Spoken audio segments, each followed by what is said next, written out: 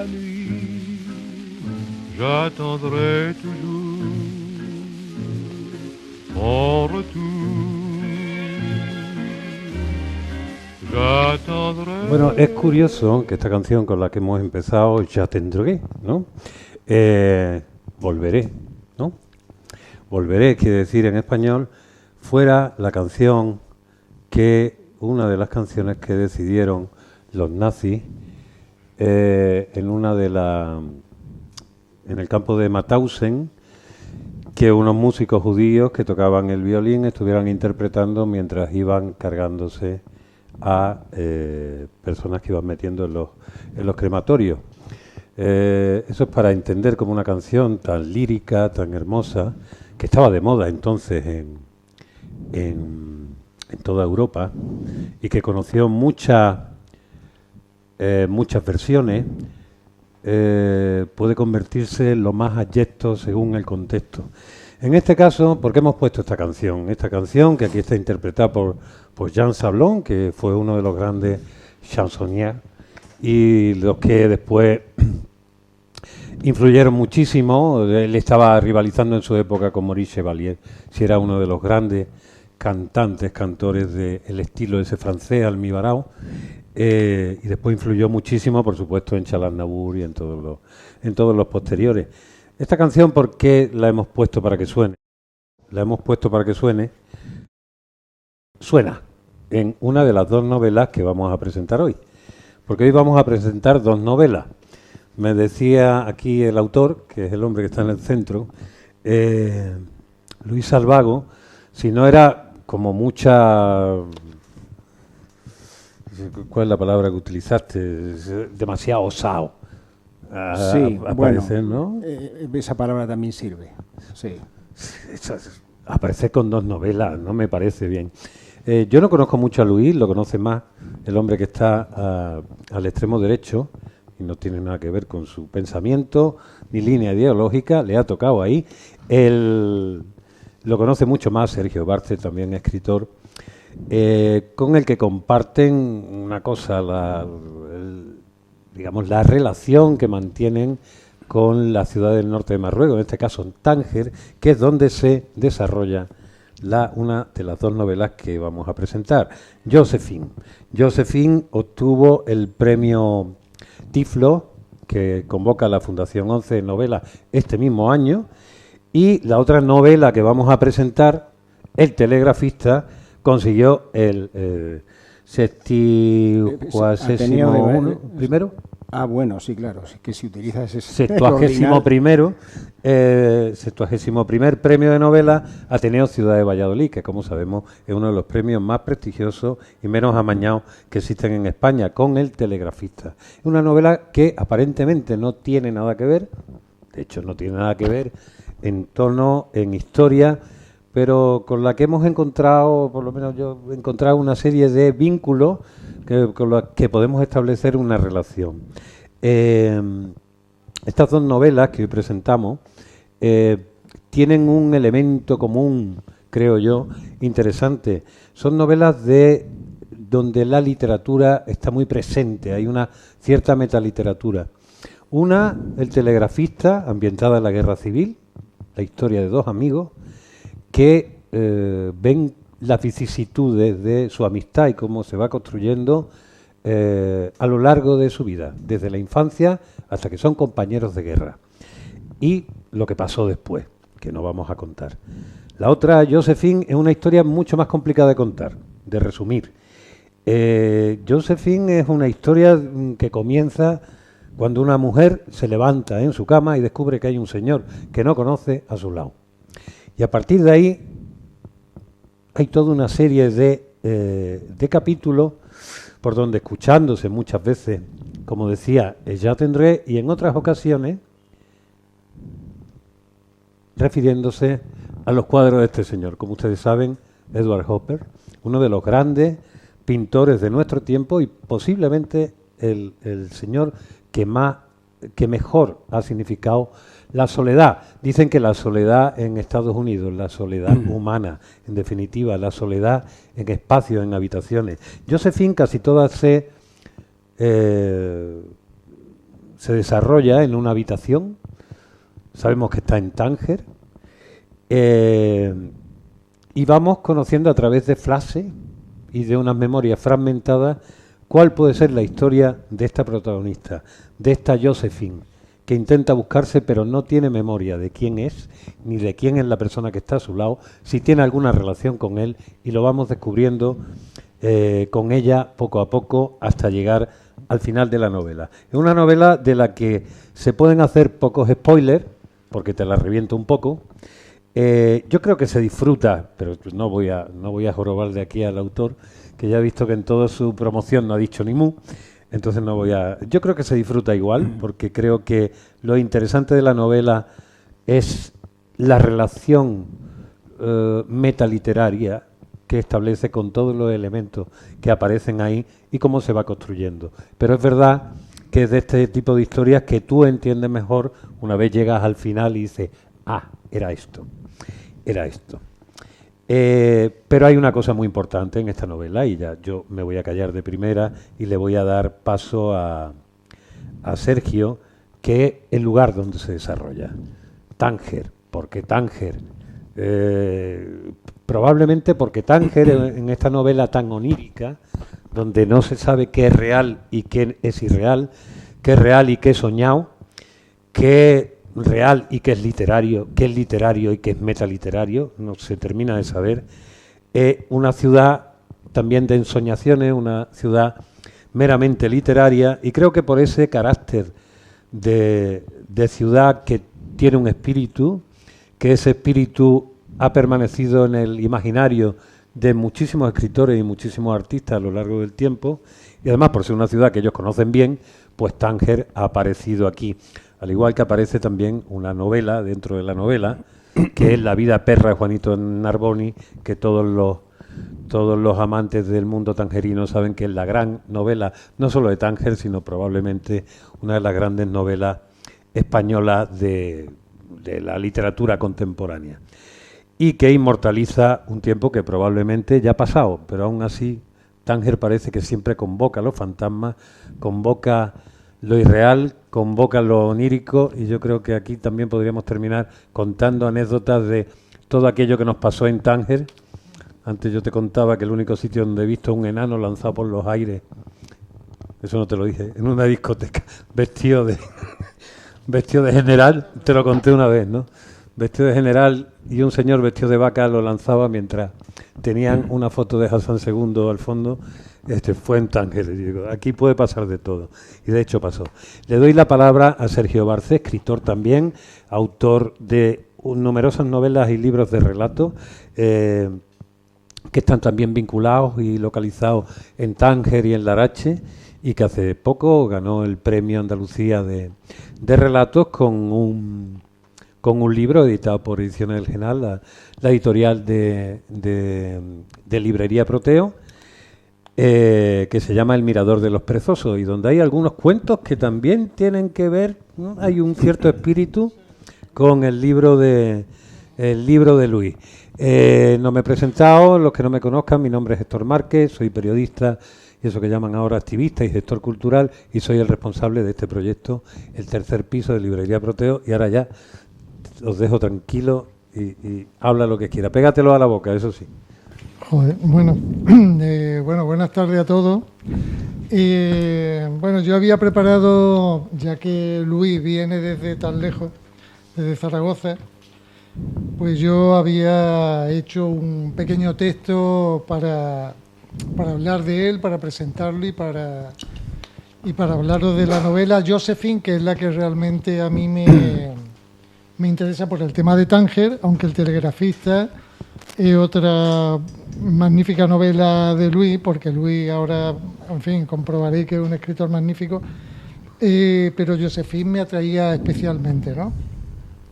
Entonces voy a leeros,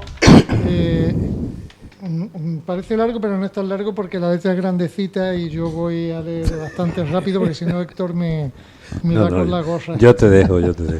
Bueno, pero se lo dedico a Luis porque, en fin, creo que hay que trabajarse un poco la presentación de los autores a los que uno tiene que presentar, ¿no?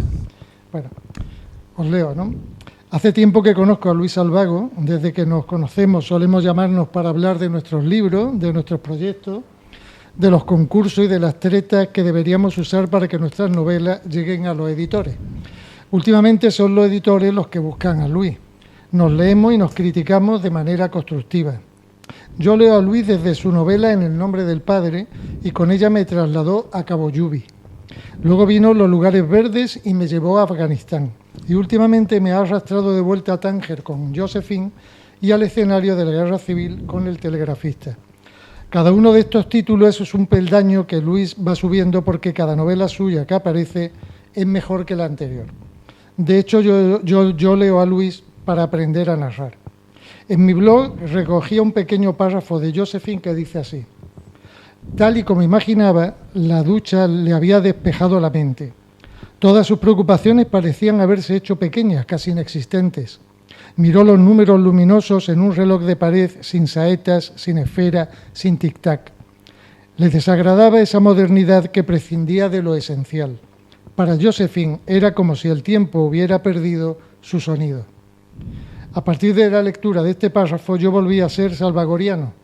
Es decir, me volví a dejar arrastrar por la poderosa narrativa de Luis Salvago, y es que soy un adicto a sus frases fulgurantes y a sus historias, que como ya he dicho son diferentes, ajenas a los lugares comunes.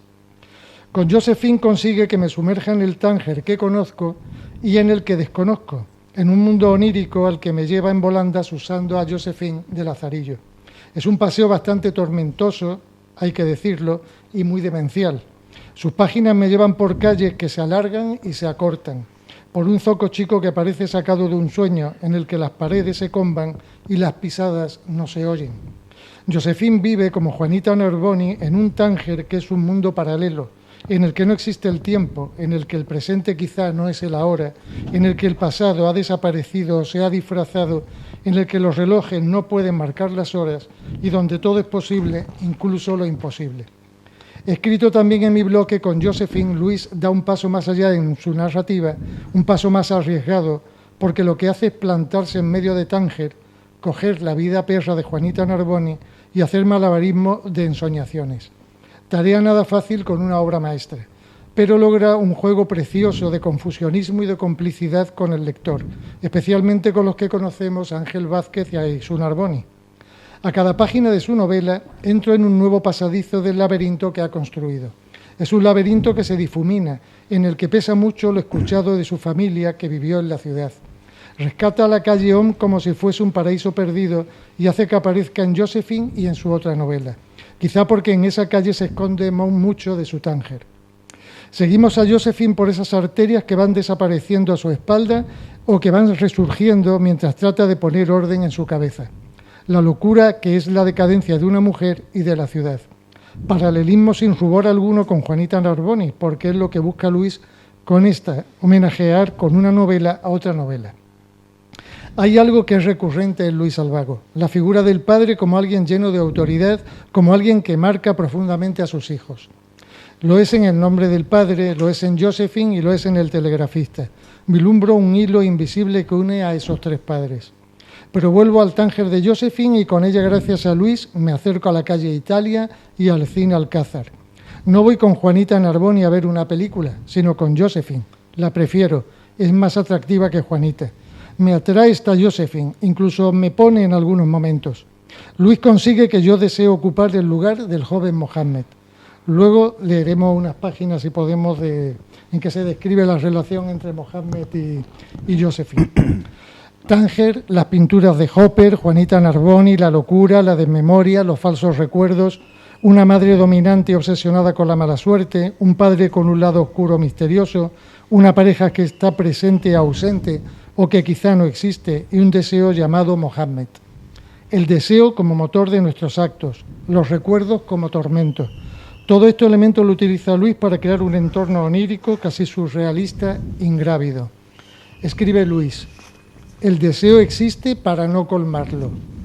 Yo creo que Josephine acaba siendo un deseo imposible de ser colmado. Y luego va Luis y escribe también El telegrafista, una novela que se emparenta directamente con El nombre del padre. Pero esta es otra historia que hoy descubriremos en nuestra conversación. Yo es que me he quedado en Tánger, disfrazado de Mohammed, buscando a Josephine. Quizá la encuentre antes del anochecer, pero lo que pueda ocurrir a partir de ahí no se lo contaré a Luis. Ya les digo, háganse salvagorianos como yo, lo disfrutarán. Muy bien. Muchas gracias. Tendríamos que saber un poco qué es lo que es ser salvagoriano y hay un elemento importante, quiero decir. Por supuesto, aquí venimos a hablar de la obra y a hablar del libro, como decía el señor Umbral, pero descubriendo a Luis, a mí me han llamado muchas cosas la atención, supongo que esas conversaciones ya las has tenido tú con él, que esa coincidencia militar y escritor, ¿cuántos hay? ¿Tú conoces a muchos militares escritores de carrera? No, conozco un par. ¿Conoces un par? Un par. En toda la historia, te refieres. Que yo sepa, sí, aparte de Cervantes. Aparte de ser, vale, pero entonces el militarismo de Cervantes era como Ya, hay que comer, era ¿no? otra cosa. En el tuyo es de carrera, ¿no? Porque tú además, Sí, tú eres historiador. Bueno, yo primero quiero dar Bueno, las sí, gracias, por Héctor, por invitarme aquí, y a mi amigo Sergio Barce, escritor de referencia aquí, y a la librería Proteo. Y bueno, cómo no estar aquí, yo soy de Valencia y mi corazón un poco allí, por supuesto. Bueno, tu pregunta, yo conozco a un par de militares y como somos pocos los que escribimos y somos militares, pues nos conocemos. Claro. Nos conocemos. ¿Que ¿Por qué se ha dado esa coincidencia? No sabría decir. Yo también soy un escritor tardío. Eso. Soy tardío y no tengo gran recorrido. Siempre he leído mucho y he escrito poco, pero no sé, a lo mejor es que yo tenía algo que no he sabido sacarlo hasta que la experiencia vital me ha impulsado, ¿no? a decidirme a probar a escribir, digamos, desde el punto de vista ya literario y editorial. Pero yo no sé si es que te estabas preparando internamente o que era una cosa del destino, porque tu caso también es bastante excepcional. Quiero decir, tus obras se conocen por premio o finalistas, quitando los lugares verdes, que no sé si es que no lo presentaste a ningún premio o que te lo dejaste aparte. Todo lo demás, con la primera Sí. que llega finalista del Nadal, que fue Sí, esa fue Barán. Barán, finalista del Nadal. Tienes otra que era finalista del Azorín. De la Zorín, también. en septiembre. Ganas un premio de relatos con... ¿Cuál era? Sí, el Tierra de Monegros. Tierra de Monegro. Sí. Todo esto estamos hablando desde el 2018-2019. Sí, por ahí. Que, Sí. Quiero decir que sí, que le ha llegado tardíamente, pero así, estas que ganando cada una un premio, dos en el mismo año, en apenas una semana de diferencia, y en La Casa del Padre, que ganó el Vargas Llosa de novela, que no es tampoco un premio menor. Quiero decirte, yo ya te he escuchado algunas veces, he visto entrevistas, te he leído, me asombra también tu modestia, que no sé si es a base de disciplina militar, esa modestia, no sé si se alcanza o ya viene de cuna, me da a mí que es una cosa más de cuna, pero después yo pensaba, porque como os decía antes, mi trabajo es ver autores, ver pasar autores, entonces verlo desde una cierta distancia. Con la décima parte de eso hay gente que vamos, se sube a la columna de Simón el estilista y ahí se queda para el resto de su vida. Sin embargo, en la última entrevista que te leí, hablaba precisamente de yo soy un hombre que está buscando todavía su voz y que poco a poco la va encontrando.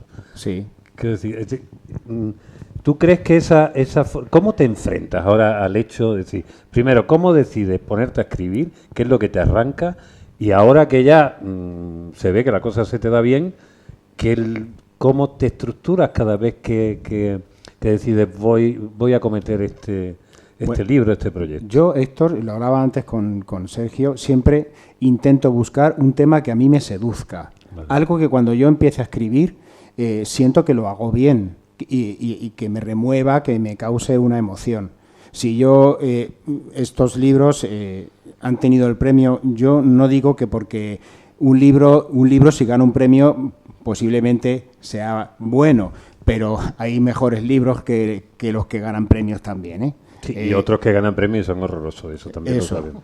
Y bueno, y yo sé que en estos dos libros, yo siempre digo que cuando uno escribe a gusto y responde la literatura que tú estás produciendo en el papel y que responde a tu deseo, es como un vaso medio lleno de agua y que lo haces, pasas el dedo alrededor y vibra el vaso, ¿no? Y entonces cuando yo siento eso, que algo está funcionando y un vaso vibra, y me pasó con esos dos libros. Yo sabía que lo estaba haciendo bien. No todo lo que escribo funciona, pero estos dos sí que lo noté. Y también con El nombre de padre, el primero, que ganó el Vargas Llosa, y Los lugares verdes iba para un premio, pero la editora me lo pidió y bueno, ese no es un libro premiado, pero también me gusta y sentí eso, sí. Hay algo que estás diciendo y que en el fondo entiendo que tú como lector eso sí lo reconoces, eres lector desde que tienes uso de razón, ¿no? Sí. ¿Dónde pondrías? ¿Cuál sería tu Rosebud, tu Madalena de Proust? ¿Dónde estaría Bueno, a tu mí lectura que antes recuerdas? Sí, bueno, yo, verás, yo he pasado por fases, porque pasé por mi fase clásica y leía a Heródoto y a Homero y a las tragedias de Sófocles, Eurípides, todo me lo he empapado. Pero luego yo no apostaba, yo prefería leer narrativa, pero la narrativa contemporánea la dejaban en segundo plano hasta que yo empecé a leer algunos libros de mi padre también leía muchísimo, y yo empecé a leer, por ejemplo, a Delibes. Y Delibes, la verdad es que me hizo mella, ¿eh? Leí algún otro libro más antiguo, Honoré de Balzac, también me llamó la atención.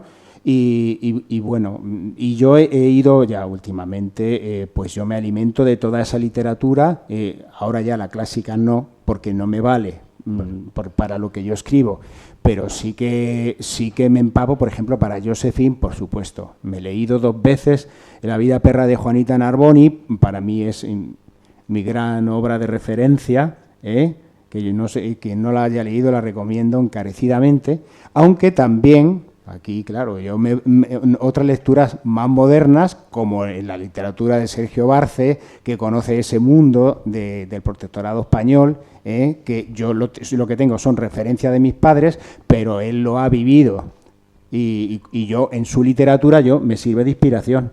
Tú no has estado allí viviendo en Tánger. No. Tú lo has visitado. No, yo iba de niño. Sí tuvieron. Mis padres los dos. Tú ibas de niño. Sí. Vale. O sea, que tiene un aroma de aquellas... No, yo me acuerdo perfectamente de Tánger de que era niño. Y luego he vuelto ya de mayor. Pero yo allí no he vivido. Pero sí que mis padres, para ellos Tánger era su referencia. Siempre, todos los puntos de comparación, en un lado siempre estaba Tánger. ¿Tu padre era militar también? ¿No? Sí. También. O sea, que en tu caso las armas y las letras venían conjuntamente de la misma persona. Parece que sí. Es curioso porque además la figura del padre, como tú decías, y tú interven, que esto es una charla. Sí. Estamos aquí ahora mismo en un cafetín tangerino. Estoy agazapado aquí. Está esperando el ataque de la pantera, ¿no? Estamos en un barecito tangerino tomándonos un té con menta.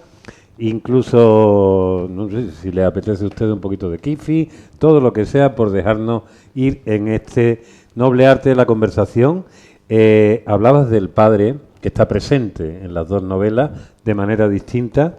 Hay un elemento, por ejemplo, en El telegrafista, que a mí me gusta mucho, que es toda la relación que mantiene con su padre, como el hombre que leía, cuando leían el periódico, y le iba dejando las noticias al hijo, el narrador de la novela, principal protagonista, al hijo para que leyera unas y otras. Y algunas veces leían cosas conjuntamente. Sí. Y eso lo contaba como uno de los elementos más hermosos y emocionantes que mantenía en el recuerdo de su padre. Sí. ¿A ti te pasaba algo, o tu padre era léete ahí, o también era cercano? Bueno, yo es que tenía un padre muy mayor. Mi padre se le murió su primera mujer, tuvo 6 hijos con ella, y luego vinimos los de la segunda tanda. Y claro, mi padre tenía la edad, digamos, pues cuando yo era niño era un abuelo. Los niños cuando íbamos a clase, todos mis amigos, sus padres eran muy jóvenes. Y yo pensaba, qué mayor es mi padre. Entonces, es un padre un poco atípico, No es que tuviera, mi relación con él siempre fue muy buena. Es referencia para mí, pero porque la figura del padre, el padre universal, para mí es referencia. Y para mí lo fue de un modo peculiar, porque era un padre mayor, que además él ya había tenido otra familia. Y entonces él tuvo otra oportunidad con una segunda familia. Y a nosotros no nos trató igual que a los primeros hijos. Y con vosotros fue más benevolente, supongo, ¿no? Sí, más benevolente, claro. sí, mucho más. Y él, pues la edad que tenía, él murió con 98 años, entonces era un hombre pues muy chapado a la antigua, muy chapado a la antigua. ¿Y qué parte hay, digamos, de guía con respecto a las lecturas? ¿Qué relación existe? Pues supongo que siempre, aquí hemos hablado muchas veces sobre el tema de la lectura, incluso más que sobre el tema de la escritura como consecuencia, y que la base está en la lectura. Y que uno de los problemas quizás que nos estamos encontrando en esta sociedad es que el vínculo emocional que se establece muchas veces a la gente que arranca a leer es porque ha habido alguien que ha hecho de lazarillo, de psicopompo, de guía, Sí. y se estableció una cierta afectividad original entre el hecho de los libros y acercarse a algo, ¿no? Sí. No sé cómo era tu caso. En el ¿cómo caso lo de mi recuerdas? padre, fíjate, en el caso de mi padre sí que tiene que ver, sí que tiene mucho que ver, porque mi padre siempre leía, mi casa siempre ha estado llena de libros, y bueno, mi padre había estado destinado en Cabo Jubi. Él estuvo allí cuando aterrizó el Dragón Rapid y todo eso, y eso él nos lo contaba. Ajá. Y él tenía un álbum, que ahora lo tengo yo, del año 1934 al 37, con unas fotografías que yo siempre las veía de niño y a mí me fascinaban, ¿no? Que eran aviones de la República y los militares, con fotos que se sacaban allí en el Sáhara, y él estaba en un batallón disciplinario. Eso él no nos lo contaba, pero yo sé que sí. La primera historia que... Entonces, yo de niño sí que sabía eso, y siempre lo he tenido, digamos, en ese carcaj de la memoria, sin disparar nunca la flecha. Entonces, por primera vez, la primera novela, la que ganó el premio Vargas Llosa, fue escrita desde ese lugar, desde el lugar de mi padre, con esas marcas que te dejan tanto el padre como la madre, los hermanos, o la condición de padre también nos marca, ¿no? Y siempre son grandes motivos para escribir una novela. Y en este caso, en fin, una novela que son los inicios de la guerra civil, y en Sáhara con el exotismo que le puedes aportar, para mí me parece fabuloso. Estabas hablando porque tú eres también del Ejército del Aire, ¿no? Sí. Tú eres suboficial. Y que bueno, ahora es que del eres espacio también. Ah, del espacio. O sea que tú ya... Del aire y del espacio. El helicóptero te puede subir al cohete también. Eso parece. Bueno, a mí me gusta. Al principio hubo mucho cachondeo, pero a mí me gusta eso del aire y del espacio. No, es que cuando estabas hablando de los aviones, me he acordado de, supongo a los dos, tú sé que lo eres, cinéfilo, antes he preguntado por Blade Runner. No tanto como Sergio No Barce, tanto como Sergio, pero no. una mijita sí. Sí. Hayao Miyazaki, el gran artista de animación japonés, casi todas sus películas tienen un elemento que son los aviones, también porque tenía una relación con los padres en la Segunda Guerra Mundial y todo eso. Y me he acordado inmediatamente si esa fascinación de los aviones antiguos, del Dragón Rapid y todo aquello, de alguna manera influyó en que tú eligiese Sí. el aire en vez de... Bueno, en general uno quiere ser como papá. Claro. Y le ves de uniforme y tú quieres llevar también el uniforme. Claro. Entonces, yo tengo un hermano gemelo y los dos hemos llevado el mismo camino. Tú tienes un hermano gemelo. Sí. Bueno, esa historia no la has contado todavía. Él también escribe, y ha ganado concursos de relato. ¿Y cuál es el nombre? Él se llama tú Luis y Eduardo. Eduardo y Luis. Sí. Y alguna vez, es que claro, ahora estoy entrando en Josephine, ¿no? Porque en Josephine hay toda una historia que a ver cómo la contamos para no Es que desvelar ahora empiezo a demasiado. entender, porque claro, yo hablo con Luis, de pronto no me acuerdo, digo, lo mismo es que se va intercambiando con el hermano. No, pero eso lo hacíamos Me están de tomando niños, el pero pelo. ya... A estas edades es un poco más O sea, complicado. habéis ligado en manada como velociraptores. Yo he ligado muy poco, he ligado muy poco. Mi hermano más, en eso me ganaba. Son como los hermanos Mantel, ¿no? Aquella de Inseparables de Cronenberg. Bueno, espero que no. Oye, hay una cosa también que yo me pregunto, los que no somos militares, y es más, hemos sido bastante antimilitares en nuestra juventud, supongo que tenemos todo un prejuicio alrededor del mundo militar y lo asociamos única y exclusivamente con el orden y mando, con aquí llego yo, me pongo a pegar tiros, la violencia, toda esa historia. Que a medida que vas cumpliendo años te das cuenta de que las cosas no son blancas ni negras nunca. Pero si te viera, lo último que me parecería, no sé si tienes doble vida, como alguno de tus personajes, pero lo último que me parecería es que responde a esa especie de fenotipo o de arquetipo militar del violento, no sé cuánto. Y es más, tú señalas las cosas. Yo he estado en misiones de ayuda humanitaria. Eso lo señalan mucho. Sí. Supongo que te habrán tocado también guardias ventosas como a cualquier militar. Pero el militar de hoy o el militar que tú ya eres representa una cosa completamente diferente. Yo creo que no tiene nada que ver, porque, sin utilizarlo en su peor dimensión de la definición, muchas veces hay prejuicios instalados socialmente, y uno de ellos es el estereotipo del militar como una persona poco culta, un poco violenta, y no es así. A lo mejor hubo un tiempo que sí, pero no es así. Ahora hay militares de todas las ideologías políticas y de todas las sensibilidades, y es que ahora no tiene nada que ver. También el hecho de hacer misiones y haber viajado y todo eso nos ha hecho un poco más permeables, ¿no? Ver cómo es el mundo. Cuando yo estuve en Afganistán, estuve en un hospital de campaña y a mí eso me hizo ver la vida de otra manera, ¿no? Y además me dio razones para escribir novelas también, porque ahí hay tema, ¿no? Sí, Claro. sí, además escribió Los lugares verdes, que también las recomiendo porque es una historia increíble, porque son unos personajes que existen en Afganistán, que no me acuerdo ahora cómo se llama. Los Bacha Posh, Los Bacha- niñas Y- vestidas de niño. Y la historia es tremenda, tremenda, ¿no? Es como pasar desapercibido o llevar doble vida. Eso también es llevar una doble vida de Sí. verdad. Y la verdad es que él lo hace con una maestría que te va envolviendo y te mete allí en Afganistán. La verdad es que es una maravilla el libro. Tiene un poco de escritura Y- araña, ¿no? Sí. Por llamarlo de alguna manera. Sí, te va envolviendo, te va envolviendo. Es una sí. escritura envolvente porque hay gente, a ver si me expreso pero correctamente. es gracioso Sí, sí. porque cuando él habla conmigo y está escribiendo algo, me dice, no, estoy escribiendo, pero la verdad, Sergio, es que no me convence lo que estoy escribiendo, tal. Luego cuando lo termina dice, no, he ganado el premio tal. Digo, vale. Sí, pero no le convence, no, pero es que escribe como quiere. Lo que pasa es que, en fin, yo entiendo lo que él me traslada, ¿no? Porque es lo que estuvimos hablando antes. Siempre estamos llenos de dudas, ¿no? Cuando está escribiendo, cada vez está uno más inseguro, porque cada vez te exigen más. Pero él tiene una facilidad para narrar increíble. Y lo que me sorprende es lo que él siempre cuenta, ¿no? Que lo haya descubierto tan tarde.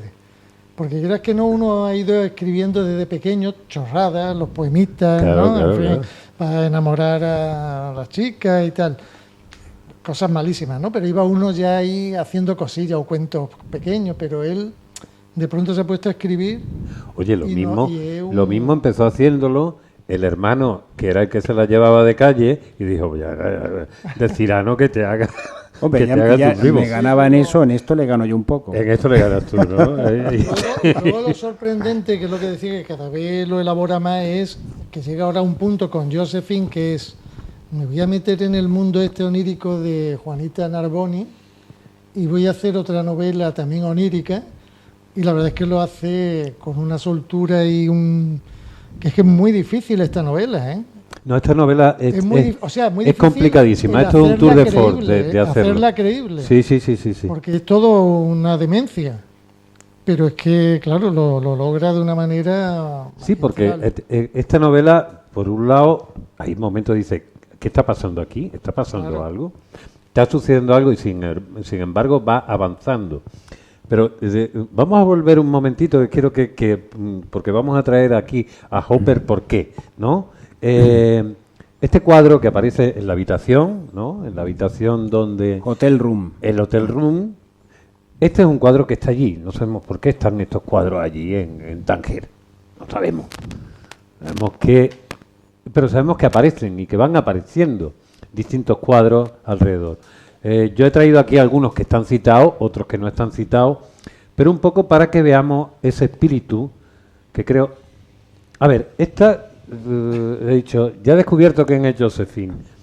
Esta es Josephine, no recuerdo el apellido, que era la mujer de Edward Hopper, que era pintora también. Vale, que yo denomino a Josephine Perkins, pero no me acuerdo cómo se llamaba ella. Era modelo, era su modelo. Era modelo. La Josephine de aquí también relata que ha sido modelo para pintores en algún momento. Como decía muy bien Sergio, digamos, el epítome de la sensualidad, ¿no? Del deseo. Creo que la palabra ideal aquí de todo es el deseo. El deseo como fuerza motriz, como fuerza telúrica, que genera toda la existencia. Que creo que es la base de todo, ¿no? Esta fue la mujer de Hopper, que era también pintora. No sé si a raíz de eso, o sea, cómo vas articulando Tánger, Hopper, que yo sepa, Hopper y Tánger no tienen ninguna relación. O sí la tienen. ¿O esa te la has inventado tú? No. ¿Cómo surge? Es que la palabra inventar es muy fea en literatura. Bueno, ¿cómo la has vinculado? ¿Cómo te ha venido? No se usa, pero a mí no me gusta, ¿no? Vale. Inventar. Uno crea, ¿no? Mejor. Sí, bueno, sí. La novela, Josephine empieza dando una clave. Empieza con un guiño a Franz Kafka, vale. La metamorfosis. Cuando despertó, claro. Entonces, claro, yo creo que con eso ya doy una clave. Yo es el único libro que he escrito así. También es que los escritores experimentamos, ¿no? A veces queremos salir del cajón donde estamos siempre y vamos a probar otra literatura, a ver qué tal funciona. No una literatura, por ejemplo, una narración que siempre tiene una continuidad cronológica, lineal. Digo, no, yo voy a probar, a ver, ¿qué me puede producir a mí una sensación de sueño, de sueño, pero de sueño mágico, mezclado con nostalgia? ¿Cómo puedo buscar yo elementos que todos juntos creen una narrativa atractiva? Esos cuadros, los cuadros de Hopper, como ha dicho Héctor, representan como ninguno la soledad, la melancolía. Siempre son mujeres melancólicas, una mirada perdida, mirando a través de una ventana, mirando a un horizonte, mujeres solitarias. Y esos colores tan bonitos con los que pintaba Hopper. Y lo mismo con la música que utilizo, ya tendré, o Josephine Baker, que también es un personaje peculiar. El otro personaje que sale también en Josephine es Ramón. No sé, no es cualquier Ramón, aunque no todo el mundo metería un nombre Ramón en una novela. No. Había un Ramón Novarro, que era un actor de la época de Rodolfo Valentino, claro. Tuvo un final terrible, era un hombre muy guapo, era adorado en su época y yo me inspiré en él. Y entonces yo he cogido elementos que todos juntos me hicieran crear un paisaje con un punto de surrealismo. Y para mí Tánger es el lugar soñado desde niño en el que yo veía a los aguadores y me llevaban de la mano al zoco chico y yo olía las aceitunas. Y veía ese paisaje tan extraño que para mi madre y mi padre eran algo normal, pero yo en mi visión de niño, para mí todo era como un sueño. Y aunque yo no he vivido allí, esas escenas se me quedaron grabadas, hasta los olores. Y para mí era un paisaje mágico digno de escribir. Mira, antes estábamos hablando Andrés y yo, porque Andrés de Tánger. Yo soy de Málaga, pero estuve en Tánger de pequeño, y estábamos comentando precisamente eso, ¿no? Cómo te marca. Tú estuviste hasta los 9 años, ¿no? Y yo viví allí en La Racha hasta los 13, ¿no? Bueno, pues estábamos comentando que recordamos mejor esos años allí en Marruecos que los posteriores. Y quizás es por eso, por lo distinto que es, porque es otro mundo tan diferente que se marca mucho. Yo en Tánger he estado una vez, estuve 10 días en un festival de cine. Todo lo que sucedió es de no creérselo. Porque además daba la sensación, y toda esa sensación, y no hizo falta ni el hachís ni nada, toda la sensación es que has hablado del elemento onírico, que es una palabra que yo creo que se utiliza demasiado con mucha ligereza. Sí. Para mí, autores oníricos de verdad que te coloquen esa sensación de estoy soñando o esto es real, es decir, la del sueño lúcido, que creo que lo representa muy bien Hopper, porque hay una cosa, por ejemplo, que se dice, yo es que he sido un soñador de estos voluntarios desde que tengo uso de razón, y sobre el tema he leído un poquito. En los sueños lúcidos hay muchas veces se tiene conciencia de, hostia, estoy soñando, no. Pero no sabe realmente, porque todo aquello, tienes memoria, tienes conciencia, y te pregunta. Entonces, los soñadores lúcidos te hablan siempre de que hay una serie de cosas que puedes hacer para saber si realmente estás soñando o no, porque todo tiene un grado de hiperrealismo todavía superior a la realidad. Es mirarte los dedos de las manos. No sueles tener 5 dedos en cada mano, es mirar un libro que estás leyendo, que cambia como un palimpsesto, a veces lee, a veces se va. Es mirarte en el espejo varias ocasiones. Es raro que te devuelva la imagen real tuya, es intentar empujar paredes. Muchas de esas cosas suceden en Josephine, muchos de esos elementos.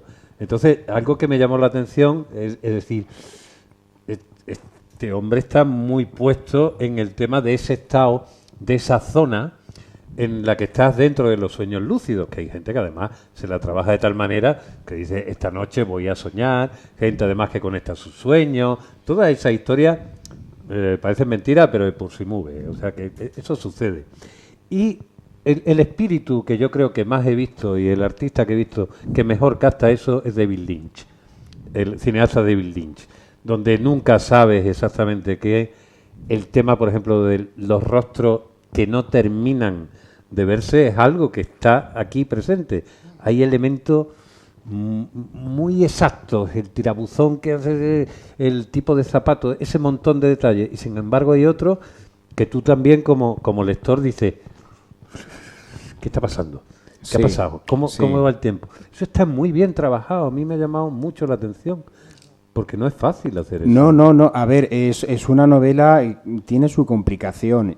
Yo, quien desee leerla, claro, yo deseo que se desee leer, que tenga también paciencia porque tiene un giro final que resume la historia y es cuando se comprende. Es que hay personas que me dicen que es un poco complicada. Bueno, los escritores a veces queremos salir, escapar de esa sencillez, como hemos dicho antes, ¿no? Y probar con cosas nuevas. Esta novela leí antes. Esta novela la escribí del 5 de febrero al 5 de abril, en 2 meses. Me acuerdo perfectamente, pero también es cierto que yo antes había leído. Y yo tenía la cabeza llena, primero, de las cosas que me decía mi madre. Yo me acordaba, mi madre cosía pantalones en el sastre Apolinar. Pues yo lo he escrito, y me hablaba del Apolinar, y decía que era un sarasa. Y yo no sabía que era sarasa, pero yo lo pongo, ¿no? Y todas las cosas que ella me contaba, ahora ya no tiene esa memoria, pero están ahí. Y las cosas que he leído, de autores del protectorado, del norte de África, he leído muchos, y Juanita Navoni lo volví a leer. Me fui a la residencia de estudiantes de Madrid, pasé allí, dormí 4 noches y estuve leyendo todos los archivos de Ángel Vázquez que los tenía Emilio Sánchez Soto, los estuve leyendo en el ordenador y me empapé de todo eso y luego ya directamente me puse a escribir. Ahí estabais hablando también de ese espíritu tangerino, y tenemos a Paul Bowles, sí, a Jane Bowles, a Truman Capote. ¿Quién está en la esquina? ¿Puede ser Sánchez Soto? No. ¿O Tennessee Williams? No, Tennessee Williams no es. No, bueno, no coincide. Yo creo que pues ese puede es, ser, ¿no? yo creo que es Emilio Sánchez Soto. Emilio Sánchez Soto puede ser. Yo creo que sí. Sí, yo creo que sí. Es Paul Bowles, Jane Bowles, y el otro es Truman Capote, ¿no? Capote, Sí, Truman Capote es el jovencito del centro, sí, ese sí. el rubito, el El rubito. que está al lado suya no sé quién es, pero vamos, está claro que bueno, habla tú también de Tánger, por toda esa...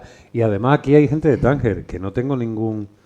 que Bueno, me no. gustaría también que la gente comentase Hombre, es algo. lo que estaba contando Luis, que claro, él utiliza un Tánger de lo que él recuerda vagamente o fuertemente, no sé cómo decirlo, y de lo que le transmitieron los padres, claro, sobre todo, de lo que te han ido contando y de todo eso. Entonces todo eso también le ha servido para que sea un Tánger un tanto fantasioso o extraño, ¿no? Ah. Sí.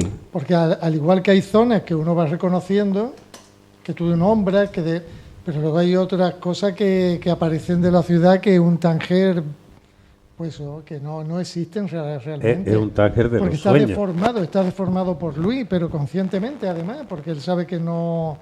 Porque además él me decía, hombre, yo no conozco Tánger como lo puedes conocer tú o como lo puede conocer otro, pero conoce otro Tánger diferente. Por eso digo que él me ha llevado al Tánger que yo conozco y al que no conozco, al que él conoce, que es un Tánger diferente. Oye, ¿y cuál es Distinto. Claro, es otro Tánger. ¿Cuál es el espíritu que tiene? ¿Por qué Tánger tiene ese nivel de atracción? En vuestro caso, en el tuyo era como la figura del sur en la película de Víctor Erice. Sí, el otro bueno. día recordábamos por aquí como el lugar mítico que sí, tú tienes una serie de memorias y se ha construido Mira, a partir de fotografía y antes tú cosas. has dicho que había algunos puntos de contacto entre Josefín y algunos relatos del Mirador de los Perezosos Exactamente. míos, ¿no? Es Sí, verdad, por ejemplo, el primer relato, que me parece que es el 9 de julio, es la historia de un pintor con una modelo, que es un relato onírico también, Claro. porque es muy fantasioso el final que tiene. Ella se mete en el cuadro y en el cuadro pues va andando por el Hotel Cecil, por el Paseo Marítimo. Además él esa zona la conoce perfectamente porque porque conoció perfectamente también esa zona de Tánger y tiene esa parte mágica, digamos, de la ciudad, pero no sé por qué lo crea no me ocurre con Larache. Larache es más real. Sin embargo, cuando escribo sobre Tánger, no sé por qué todo se vuelve un poco más mágico. No sé qué tiene la ciudad. Pero Lo tiene fíjate, la ciudad, ¿verdad? Mira, esos escritores, ¿por qué fueron a Tánger?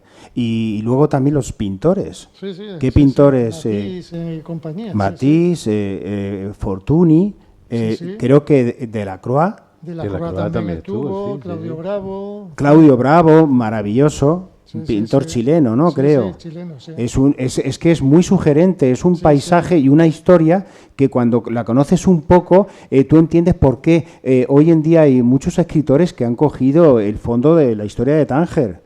Sí, sí, Tiempo sí. entre costuras, yo no lo he leído, pero vamos, es la ciudad de Tánger, ¿no? Bueno, sí. Bueno, Sí. pero no es Marruecos. Y luego Pero está no es- Niebla en no es- Tánger. No es Marruecos. No, bueno. No es Marruecos, es el decorado de Marruecos. Ah, vale. Vamos, es una opinión muy personal, ¿eh? Ya. Pero a mí no me llegó esa novela porque yo lo leía y yo no estaba en Marruecos. No sé si me explico. Sí, para mí perfectamente. Ahí podría ser, estaba el otro día, había invitado a un amigo, un cineasta, Pablo Macías, que hizo hace poco, tú lo conoces bien, hizo no hace mucho un documental sobre Ángel Vázquez y Juanita Narboni, y que la gente intentase contar. Lo vi. Lo habéis visto, está en Filmin, lo podéis ver.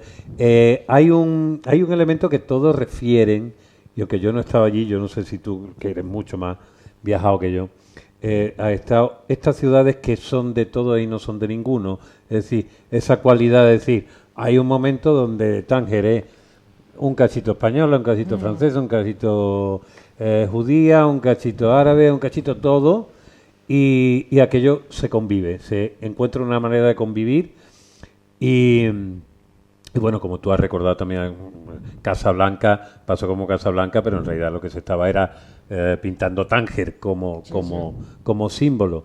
Es quizás el lugar donde no existe el mando, ningún mando, y por lo tanto la gente convive de una manera orgánica. Yo no sé si tú como militar, que tenéis una cadena de mando. Yo lo que me di cuenta por lo que siempre habían hablado mis padres, y bueno, la gente que vivía en Tánger, fuera del país que fuera, creía que ellos eran de Tánger, que Tánger era suyo, Sí, ¿verdad? Sí, sí, sí. Llevas tanto tiempo ahí y hay una razón que te lleva a Tánger. Vives allí, trabajas allí, y cuando pasa el tiempo tú crees que tú eres de allí y que eso te pertenece. Pero hay una novela que tiene un sueño en Tánger, El creo sueño de que es. Tánger. Sí, El sueño de Tánger. Tánger, ¿no? Un largo Sí, sueño sí, en sí. Tánger, ¿no? ¿Eh? El Un sueño largo de Tánger. Sí, y lo dice perfectamente, ¿no? Porque era una ciudad, tenía un estatuto internacional. Entonces, toda la gente que fuera del país que fuese, que estaba allí, la creía suya, que le pertenecía. Entonces, cuando en el año 56 pasa la soberanía de Marruecos y la gente se encuentra con que tenemos que irnos, con que ya este no es nuestro lugar. Y eso fue, me puedo imaginar que debió de ser un impacto, ¿no?, para esas personas, Claro. como mis padres también. Claro, claro. Vamos, eso lo vivieron mi abuelo, que se tuvieron que marchar en el 56 porque mi abuelo era funcionario, era policía de tráfico, y pasa aquí a la policía armada, los grises, ¿no? Y además él era republicano hasta la médula, y fíjate, él era policía armada. Además, tuvo una vida un poco curiosa. Pero luego, pero otra parte de la familia se queda allí. Digamos que la población civil permanece en Marruecos, en Tánger, en Larache, en todas partes. Porque tú tenías tus negocios, tú tenías tu vida allí hecha. Eso continuamos. A mí muchas veces cuando dicen, claro, Sergio conoce el protectorado. No, yo no conocí el protectorado, yo ya conocí el Marruecos posterior. Claro. Porque yo nací cuando ya estaba Hassan II reinando. Entonces yo vivo en Marruecos, pero todavía tenía algo especial. Era como el coletazo, un coletazo muy largo, y todavía se vivía pues, normalmente, como si no hubiera pasado nada. Porque realmente no pasó nada, eso me lo relata mi padre, ¿no? Dice, en Argelia, cuando la independencia, hay matanzas, ¿no? En Marruecos no ocurre nada, salvo en la zona francesa, que hubo algunos... Porque los franceses trataron a los marroquíes con la punta del pie. Pero en el norte, dice, él me contaba cuando perseguían a los colaboracionistas, o sea, los nacionalistas marroquíes empiezan a perseguir por las calles a los que habían colaborado con el protectorado, que los quemaron vivos por las calles. Eso ocurrió así en Larache. Ay. Dice, pero a los españoles nos decían, vosotros tranquilos que no tenéis nada que ver con esto. Esto es una cosa nuestra. Y no tocaron a un español, ¿eh? No pasó absolutamente nada y la vida siguió. Continuó tal cual. No hubo ni una venganza, ni un mal gesto. Por eso mi padre siempre dice, ¿por qué nos fuimos de allí? Pero claro, eran las circunstancias posteriores que ya hicieron que nos tuviéramos que ir, ¿no? Por una política de Hassan II que ya obliga a los españoles a que tengan socios marroquíes obligatoriamente en su empresa y tal. Claro, ya se hace insostenible, ¿no? Pero si no, seguiríamos allí, porque no, la vida era, no sé. Entonces en Tánger ocurre algo, claro, multiplicado. Tánger era la ciudad del libertinaje, entre comillas, de la libertad, en la que estaban todos los exiliados, en la que había un ambiente, porque mi padre me lo cuenta, dice, yo iba a Tánger de Larache de joven, claro, aquello era una maravilla, cabarets, show de striptease, que esto en España era impensable, claro, todo era libertad, cine, podía haber cine francés, cine extranjero, veía, dice, los mejores coches del mundo estaban en Tánger, todo cosmopolita, claro, se te abrían los ojos. Claro, ese mundo empieza a caer, como tú bien dices, empieza a caer, claro, y va desapareciendo. Y le añade también el elemento decadente, y ¿no? Josephine, pues Sí. se vuelven locas, claro, Claro. porque están perdiendo todo eso, Claro. claro. Sí, hay que entender, bueno, que ya lo verán, que Josephine no deja de ser un símbolo, una metáfora Claro, de la propia de ciudad. la propia ciudad, claro. Para ir vinculando, yo quería también leer un poquito del Telegrafista, para hacer un vínculo, para que tú cuentes también la historia que hay antes del telegrafista, que es casi tan chula como la propia novela. Pero en un momento... ¿Soy yo? Si yo No, me soy muevo. yo, me parece. El telegrafista, estamos con el personaje con el que empieza la novela, que está en un hospital militar, ¿vale? Y está hablando con la enfermera, que se llama Adela. Pero Adela no es un diablo, dice. Niño, que te has perdido, me dice al tiempo que se sacude en la coronilla. Se ríe, suelta chistes que me obligan a sonreír, aunque los haya dicho tan rápido que no me haya enterado de nada. Su acento tiene algo de forzado. Se preocupa por hacer que mi vida sea más llevadera, por aparentar que está cerca de mí. Es verdad que su trato amable me conmueve, pero al mismo tiempo me deprime. Es como si estuviera curándose en salud porque sabe que un día no podrá golpearme en la cabeza con su mano, ni tampoco podrá contarme esos chistes. A veces escuchamos la radio. Acabada la guerra ya no se oyen proclamas, ni discursos ni noticias del frente. Incluso ha cambiado el tono de las voces. No son persuasivas, no pretenden convencer. Son voces impostadas, extravagantes, tiznadas con algo que las hace sonar estrafalarias. No sé si es la falsa sensación de felicidad que pretenden transmitir o soy yo, que en las palabras solo encuentro mentiras. Más allá del recuadro del techo y de la ventana veo el cielo. Por su color, por sus matices azules o por la forma en que brilla el sol, creo que soy capaz de vaticinar el tiempo que va a hacer al día siguiente. Me he convertido en el hombre del tiempo absoluto, de todo el tiempo. Por ejemplo, hoy me parece que los colores se degradan al acercarse a los bordes de la ventana y me da por pensar que mañana hará frío, que cambiará el tiempo a peor. A veces me equivoco y pienso que mis escarceos para asemejarme a un observador de astros son siempre fallidos, pero llego a la conclusión de que incluso equivocarse es una buena forma de entretenimiento. Tengo otra forma de distraerme. Tengo Niebla, de don Miguel de Unamuno. He leído ese libro 3 veces desde que ingresé en el hospital, pero no me canso. Lo leería 1000 veces si con ello algún dios se diera por aludido e hiciera de esa ficción una parte de realidad. También escribo. Adela ha tenido la amabilidad de procurarme una tabla, un lápiz y una libreta. Muchas veces escribo poesía. Quiero decir, escribo poesía que ya está escrita. La transcribo a código Morse. Por ejemplo, un poema que me enseñó mi madre, La mano derecha y la mano izquierda, de Agustín Príncipe, un profesor de Zaragoza. Aunque la gente se aturda, diré, sin citar la fecha, lo que la mano derecha le dijo un día a la zurda.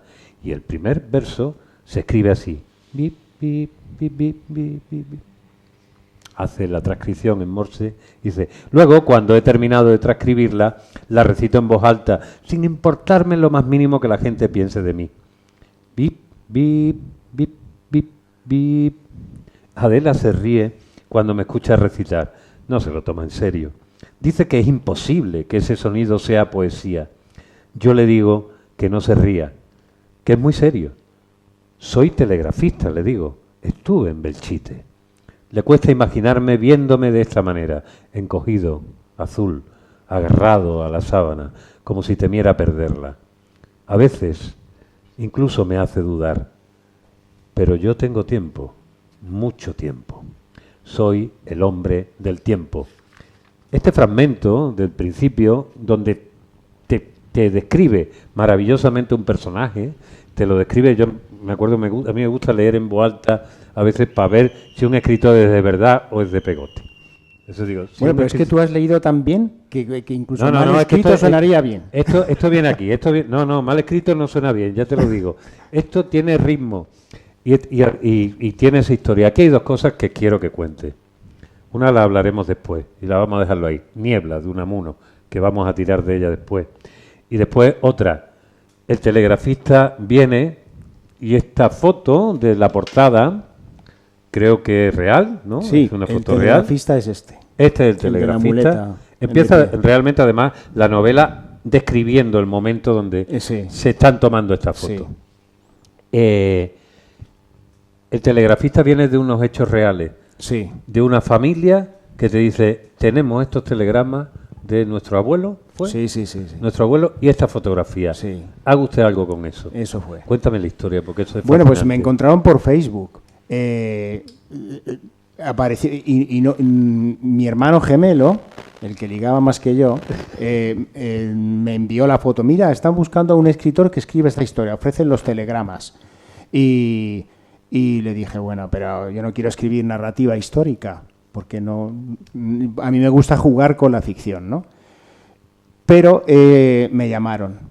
Vieron que era militar, como el tío abuelo, que había estudiado historia, que había ganado el premio Vargas Llosa, y me insistieron mucho y al final cedí.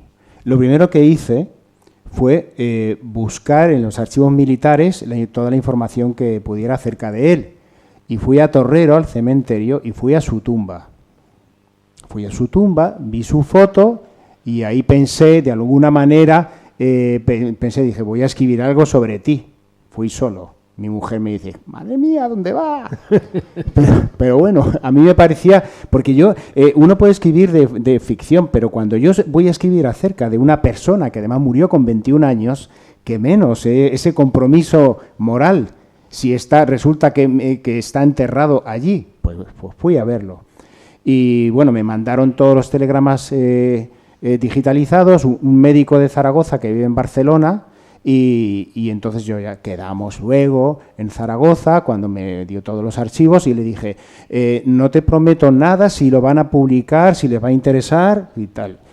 Y bueno, pues salió muy bien. Es una novela que escribí al mismo tiempo que Josephine. Esta tardé 2 años y medio y descansé con Josephine. Son 2 novelas muy diferentes.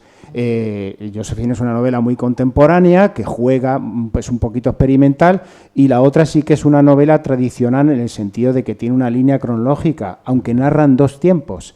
En el presente, desde el hospital, que él cogió la tuberculosis y estuvo ingresado en el Hospital Militar de Jaca, y él en la historia cuenta su historia en el año 1937 entre agosto y septiembre del 37, la cuenta a tiempo desde el hospital y luego desde ese lugar, desde Belchite, que hubo un sitio desde el 24 de agosto al 6 de septiembre, que fue algo impresionante desde el punto de vista militar, y luego, como no soy de Zaragoza, pero llevo ya tanto tiempo allí, y bueno, es una historia que vibró el vaso, y me costó hacer 3 versiones, porque una de las veces estaba narrada en tercera persona, pero yo le veía muy alejado, ¿no? Pensaba que no transmitía la emoción que tenía que transmitir alguien que está hablando desde un hospital, que está muy enfermo, que sabe que va a morir. Entonces lo pasé a primera persona y ahí me di cuenta que funcionaba, Entonces, a veces las novelas son probatinas también. Tienes que narrar desde lugares diferentes, ¿no? Cambiar las voces, a ver cuál puede funcionar mejor. Y no solamente se publicó con ese premio. Fui muy feliz, porque brindamos por ese hombre, que yo fui a ver su tumba, y la familia, pues... La familia ahora mismo, tú ya formas parte de la familia. Somos amigos. Te van a mandar un jamón estas Navidades. No lo sé. Con 3 pezuñas, vamos. No sé si pega un jamón. Pero ellos, en la historia, que ya te digo, la historia del origen, ellos se encuentran con eso, lo tenían desde siempre atesorado, y un día le sale en el horizonte, anda, el militar que escribe. Los telegramas los tenían en una carpeta vieja en el desván. Queda su madre la van a meter en una residencia, y el piso en la calle Sagasta, en Zaragoza, lo tienen que vender. Van al desván y encuentran esa carpeta. Y uno de la familia, esto lo tiramos, basura, tal y cual. Y este dice, lo mira y dice, no, porque puede valer para algo. Y para eso valió. Y esos telegramas además sirven perfectamente, los cogerían, con las manos abiertas en el archivo militar, seguro. Ahora que estamos hablando, se hable tanto de la memoria histórica, Como eres bastante libre, ¿tú ya estás jubilado como militar? Te voy a preguntar. ¿No? Estoy entre Pinto y Valdemoro, en la reserva. Un militar no se jubila nunca, ¿no? Como tal, ¿o sí? Espiritualmente supongo que habrá de todo. Habrá de todo. Pero yo vamos, me tú estás- siento muy militar. Tú estás ahí, Sí. o sea, claro, que tú no tienes que saltarte las guardias ni ninguna cosa de esa. Bueno, tú Ahora ya ya no no. haces guardia. No. Eh, No, yo ahora me dedico a escribir y a dar clases de narrativa. Ah, sí. Sí. Vale, vale. Y o sea, que no tienes el cachondeo de los cuarteles, ¿no? Bueno, he estado 40 años. Pero claro, 40 años sin escribir. Yo creo que lo mismo no No, escribía la verdad, bueno, para que no se cachondearan de él. Tú sabes, Luis, ¿tú sabes lo que yo hacía cuando hice el servicio militar? Porque yo soy de la época de los que hacían servicio Acércate una militar. mejilla, Sergio. Eso. Cuando yo hice el servicio militar en Palma de Mallorca, como había hecho ya la carrera de Derecho, me mandaron al gobierno militar, allí al Palacio Maribén y tal, ¿no? Y entonces yo estaba en una oficina que era Hojas, que era la que daba las condecoraciones y tal. Que las por hojas de cierto- servicio. Sí, entonces dábamos las condecoraciones. Yo rellenaba, pero vamos, te llegaba una o dos a la semana. Yo me tiraba allí todo el día así, mirando a un comandante que estaba sentado frente a mí y a un teniente. Entonces nos sentábamos, estábamos así mirándonos, hablábamos de alguna cosa. El comandante de pronto a las 10 decía, voy a ver al general, y se iban a jugar las cartas al despacho del general, ¿no? Y entonces, ¿por qué te estaba contando esto? ¿A dónde iba yo con esta historia? Estábamos hablando con el cachondeo de la escritura y Sí, entonces yo por las noches, en la camareta, como yo era, digamos, el veterano de... Porque claro, yo había hecho una carrera universitaria. tú habías hecho Yo la no- milicia universitaria y entraste más mayor, ¿no? yo me fui de soldado, raso, yo Vale, no hice vale. ni las milicias ni nada, terminé la carrera y me fui para allá. Vale. Y entonces, claro, todos eran más, que se nota en esa edad, la diferencia de edad se nota muchísimo. Entonces a mí me tenían como mucho respeto por los 4 años que tenía de comparado con los demás. No, en aquel tiempo no me extraña. Y entonces en la camareta yo escribía, claro, como no hacía nada en hoja, yo escribía relatos. Y entonces por la noche se los leía a los soldados, a los compañeros, y se partían porque eran todos de cachondeo, ¿no? Entonces yo ahí practiqué mucho.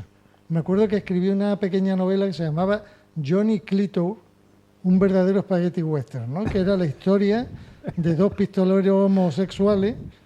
Claro que entonces eran maricones, decíamos maricones, no homosexuales, porque eran los años, era todo como muy desmadrado. Ese te la ha pillado Almodóvar y ha hecho la Y película. hizo, esa que- claro, y cuando vi el mediometraje de Almodóvar, digo, joder, si eso yo ya lo escribí. Sí, ya lo había escrito. Ya lo había escrito yo. Entonces fue un ejercicio muy chulo, porque esperaban por la noche que yo le leyera lo que había escrito en hojas. Bueno, pues no Tú habrá fíjate. sido mala experiencia. No. me Todo lo sirvió de contrario. ejercicio. Sí.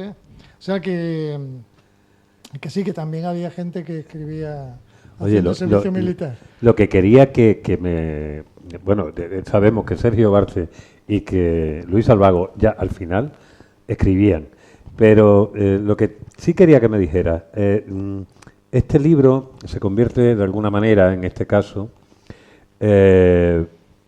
en alguien, un ser anónimo que luchó en la guerra, que en realidad aquí la guerra está, digamos, como una especie de fondo. Porque La lo guerra más- en las dos es un novelas que decorado. tienen la guerra civil, las dos, la guerra es un trasfondo. es Lo un dices trasfondo tú. porque Sí. en realidad son como las relaciones Sí, humanas eso es lo que me importa. se vinculan Pues y se hay agradece. Que mucha gente piensa que si escribo algo que tiene guerra y soy militar, entonces es una hazaña bélica. No, yo no escribo eso. No, y además pero de se todas agradece, maneras ¿eh? cuando habla tiene mucha precisión, Sí. sabe de lo que está hablando. Es decir, que hay gente que se le nota que se ha ido a la Wikipedia y que tú dices, "Pues, tú no has cogido un-". Si yo lo hiciera, yo con un rifle. Hoy en día es muy peligroso equivocarse. Todo el mundo busca en internet a ver si eso existe o estaba bien.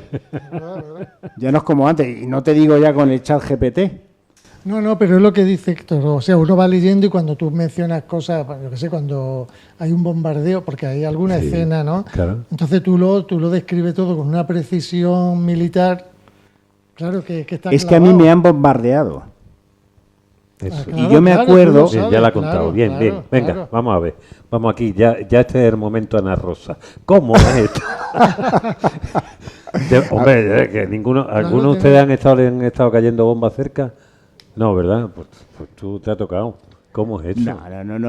No, a mí no me gusta contar hazañas bélicas, pero sí voy a decir que yo, por ejemplo, me acordé de una película maravillosa que es Con la muerte en los talones.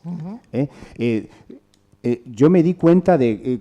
tú veías en la pantalla, tú ves, ese era Cary Grant, ¿verdad? Sí, Cary Grant, Cary Grant. Que corre y la avioneta va disparando detrás. Y yo me acuerdo de niño que a mí esa escena me dejó.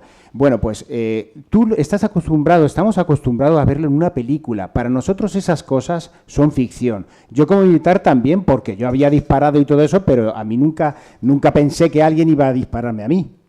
Entonces, claro, cuando yo estuve allí, en 2 ocasiones, una vez los talibanes nos tiraron cohetes.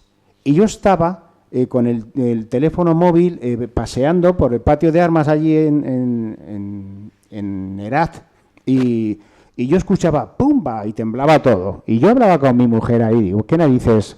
A ver, lo separe un poco. Y digo, no sé qué está pasando, que la gente está corriendo.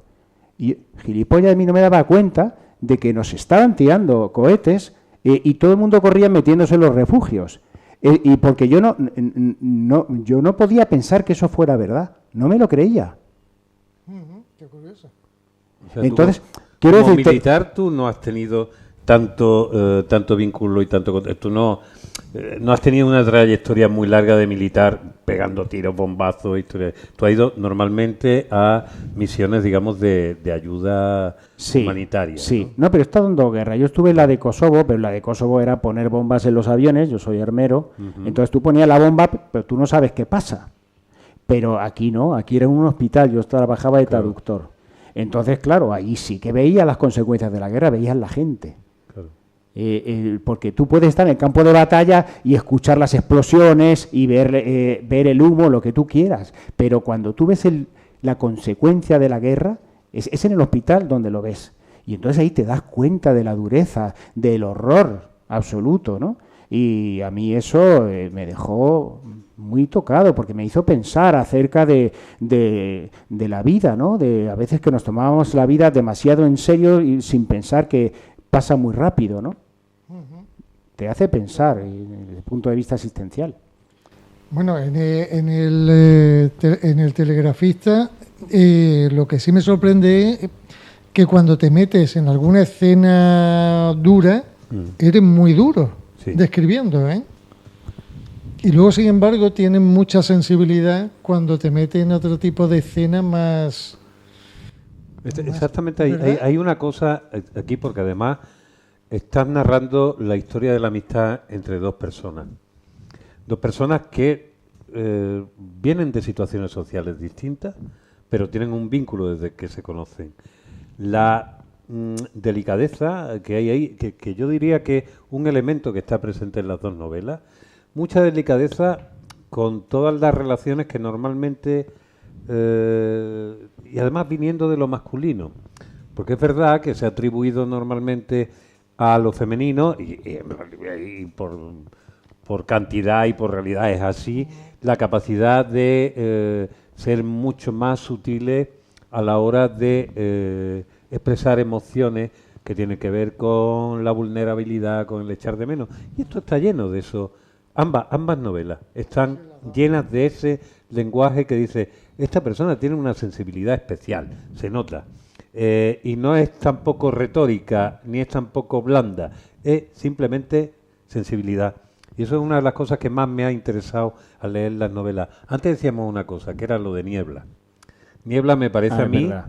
que es un elemento metaliterario que está presente. O sea, está presente aquí, En las 2. pero aquí, si no hay Niebla, no hay Josephine. Sí. Quiero decir, eso- Hay en Niebla una frase que me encanta, que creo que la puse ahí. Dice Unamuno, dice en Niebla, dice, somos seres soñados.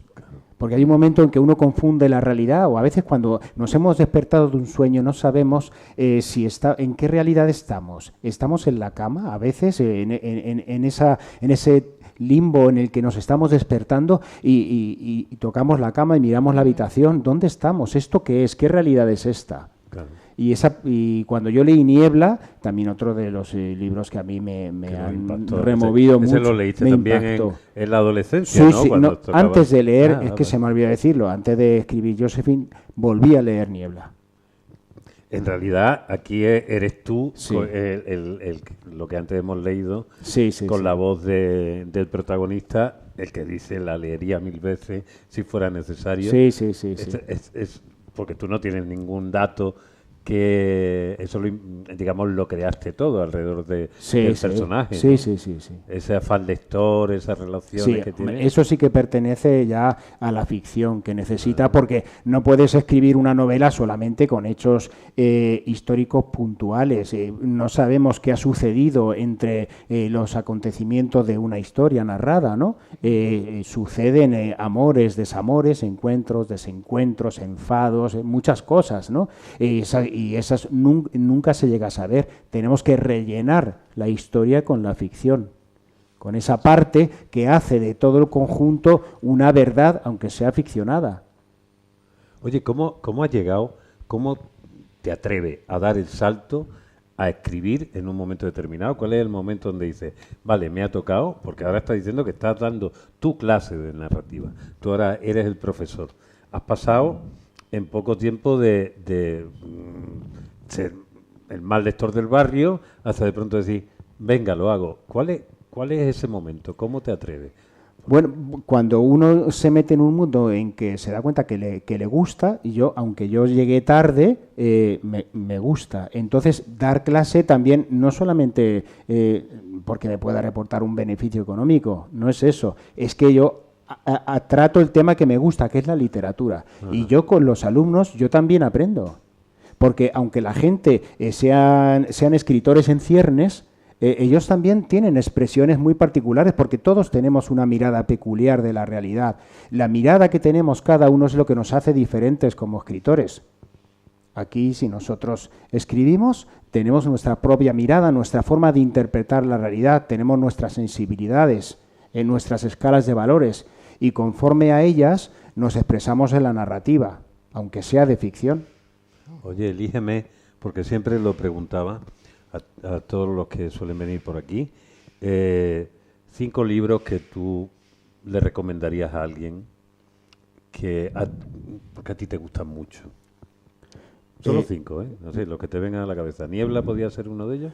Por supuesto, Niebla para mí es referencia, La vida perra de Juanita Narboni, y no hago ningún halago excesivo. Hay que leerse El mirador de los perezosos de Sergio Barce. Vale.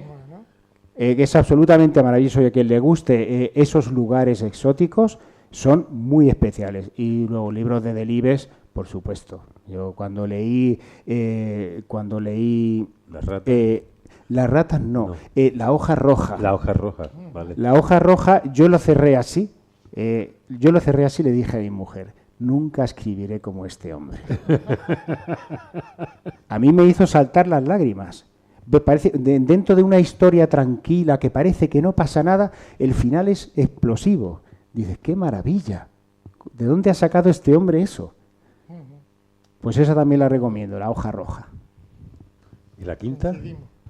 Una quinta. Una quinta. ¿Qué me leí últimamente? He leído algún libro que no me ha gustado, pero no voy a decir cuál es. Bueno, bien. Bueno, me he leído mi maravilloso Stefan Zweig, me he leído Carta a una desconocida, Vale. preciosa. Bueno, porque ahí hay un gran menú para que quien se acerque, los que están aquí, son 5, y los que están viendo por YouTube, que esto después se va a ver más. Anticipo. ¿Alguna persona que tiene alguna pregunta, quiere decir algo? Está ahí. Hay un poco de estáis cohibidos, ¿no? Por estar tan cerca. Bueno, ¿qué hora es? Porque siempre a mí me regañan. 25. Bien. Espérate, pero te tengo que dar esto para que se grabe. Acércatelo cerquita a la boca, por favor. Y dime tu nombre. Sí, me llamo José Antonio. José Antonio, gracias. Conozco a Luis de hace muchos años y por su preparación sé que es armero artificiero, correcto, Y en El nombre del padre sí que noté yo pinceladas de tu tema técnico como armero, hablando de una pistola, creo recordar, ahora se me ha olvidado un poco, hablabas de la pistola y un poco dabas alguna nota técnica. Y bueno, por ver si en estos dos también tocas así un poco técnicamente, pues algo de alguna pistola, escopetas, pistolas en general. Mira, primero te voy a decir que te he reconocido ahora. ¿Qué me dices? Pero vamos Te he a ver, reconocido ahora. Vamos Y a ver, debe de Luis. ser que no me he puesto las gafas.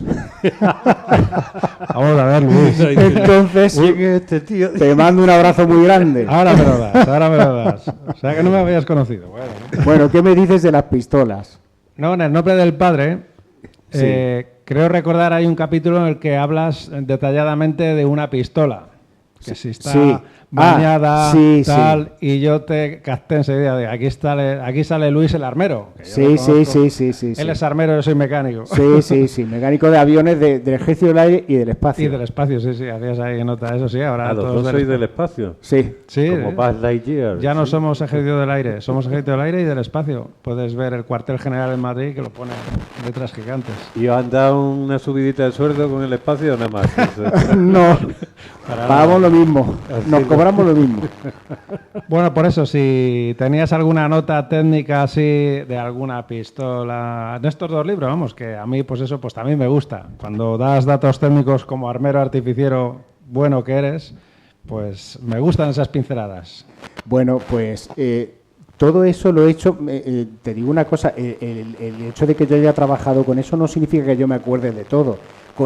Domino el vocabulario, ¿eh? El vocabulario sí. Como tú a lo mejor todo lo referente a un avión en cuanto a la aeronavegabilidad y ese tipo de cosas, tú puedes tener un vocabulario fabuloso. Yo, como ahí me muevo bien, pues yo en las dos novelas que hay y La guerra, pues ahí puedo hablar bien de esas cosas, ¿no? Porque es mi campo. ¿eh? Pues es que eso es, en El nombre del padre fue lo que me gustó mucho la novela, cómo no, bien premiada que está, en efecto a mí también me gustó. Pero bueno, que me llama la atención de si habías puesto alguna nota técnica en cuanto al lacado de marfil, que decías Sí. tal, cosas así, pues si en estos dos libros estás aludiendo a alguna nota técnica de No, alguna... aquí en El telegrafista, por ejemplo, no. Pero no sé, hablo a lo mejor de la sensación que da, describo, por ejemplo, una granada de mortero, cuando... Claro. Pero lo digo desde un punto de vista con cierto lirismo. Vale. ¿eh? Ok. No Pues significa nada. que falte a la verdad. Sí, ¿eh? sí, bueno, pues nada, me queda claro. Igualmente tengo ganas de verlas. Muchas gracias, Luis. Gracias a ti. Yo ahí siempre, ya que estáis, siempre hay una cosa que me ha llamado mucho la atención en las películas, que es cuando están haciendo una cosa en una de estas de mando y empiezan a decir, encienden los eyectores de la fase 4 y digo, se lo están inventando todo. Esta historia. Y me da la sensación que muchas veces, sí, se lo estaban inventando todo, ¿no? ¿Tú ves algunas veces películas y dices, estos tíos no tienen ni puta idea? Hombre, claro, Sí, claro ¿no? que sí. Hombre, cuando uno sabe... También digo una cosa, cuando yo escribí este libro, yo que tengo muchos amigos que escriben de Tánger y del África, que fue española y todo esto, a mí me atemoriza estas personas que saben tanto, ¿no? Porque ellos pueden encontrar las desnudeces, ¿no? Las equivocaciones. Pues tú imagínate, si a ti te da miedo, cuando uno escribe, yo tengo más terror aún de meter la pata. Porque se supone que Que tú debo eres de- ya el que debo escritor do- de que Tánger y debo la dominar Bestia, el tema, ¿no? Entonces voy con un cuidado porque se te puede meter la pata en algo, por supuesto. O que cambies de época algo que tú crees que sucedió Claro. y no sea... Que no pertenece a ese pertenezca tiempo. a ese tiempo, ¿no? Entonces hay que tener a veces cuidado de no... Sí, es que depende, pero a mí me pasa igual. Yo voy con pies de plomo, pese a todo, aunque lo conozca. Sí, Yo porque lo ahora- busco y lo rebusco y lo compruebo y vuelvo a mirarlo para no... Ahora la gente realmente, supongo que quien lo lee, antes si alguien se daba cuenta del gazapo, se lo quedaba en su casa y no tenía con qué contarlo. te lo pone. Ahora se va a Twitter del tirón, traca, No lo vea, escribe y no dice, vea. ¿qué te he encontrado? Te he encontrado las fallas, la rata en la página 345. Exacto. A ti te deja temblando. Sí, sí, sí. Sí, sí, sí. Y, sí. porque es verdad, ¿no? Ese miedo Sí, al, sí, al sí. error. Hombre, claro. Hombre, se mete la pata, porque Claro. un libro tampoco es la perfección absoluta de todo el conocimiento que haya dentro Claro, de él. claro. Siempre hay gente que sabe más que tú. Claro.